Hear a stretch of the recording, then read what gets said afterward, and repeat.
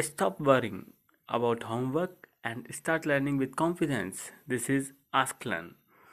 Complete help for every subject. Like, share, subscribe for daily learning videos. In this problem, we have a circular region of radius r equal to 3 centimeters in which electric flux is actually going on. So let us draw a circular region. This is a circular region. It has radius r. There is an electric field which is resulting in a net electric flux. So I'll write as phi e. In this case refers to, so this flux is due to the electric field. And as we said that this is actually varying. So the variation of electric flux to this is given 6 volt meter per second, 0.6 volt meter per second, and it's the radial r. So this is again multiplied with r over the capital R. Capital R is overall radius and varying with time t. Now, as per the problem, magnitude of induced magnetic field at radial distance 2 centimeters and 5 centimeters. First, we'll write down that r is equal to 3 centimeters. So we need to find out the magnitude of induced magnetic field. So the first case is when r is less than r. So r is equal to 2 centimeters. We'll use a formula that integral closed loop B dot dl, where L is the line element representing for the loop, is equal to mu naught I enclosed. This is the current which is enclosed within the loop. Now, as you can see, there is no current as such within the loop in this case.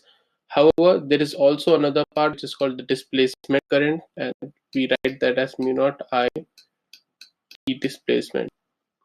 Now, ID is actually represented as, since this part goes to 0, we write this as 0. This is mu naught epsilon naught partial derivative of electric flux over time.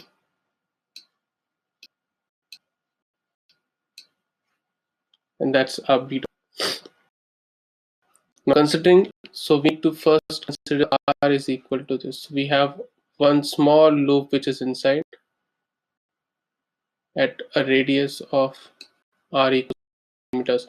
Now taking the fact that the magnetic flux in this case is constant along the overall loop, we take B outside, we get the magnitude of B into the TL over along the closed loop. Our closed loop is circular, so the integral is 2 pi r, where r is the radius. This gives us mu naught epsilon naught. The derivative of this with respect to time, t cancels out.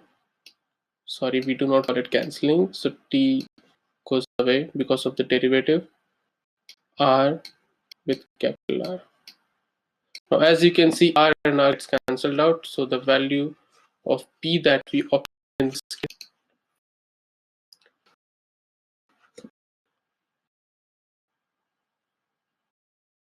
value of P that we obtain in this case is plain simple mathematics then, and that value is now equal to 3.54 into 10 power minus 17 Tesla. So this can be done by substituting for all the other values. Now, R gets cancelled out, we get a 2 pi 0.6. We'll have to substitute the values of these constant, R equal to 3 centimeters, and then we obtain this value for P. Next, we move to the other section. This is when R is equal to 5 centimeters. Now, here we will have an interesting part. This is when R is actually greater than the capital R.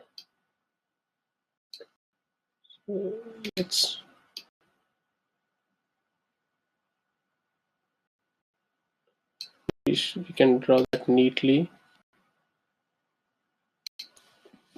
Again, we go back to the same formula. We write B 2 pi r. This time r is actually 5 centimeters. It is outside the cylindrical surface. Mu naught epsilon naught 0.6. However, we'll have to now consider what r to choose now. What r should we choose here? Now this represents this value right here. This term actually represents the displacement current.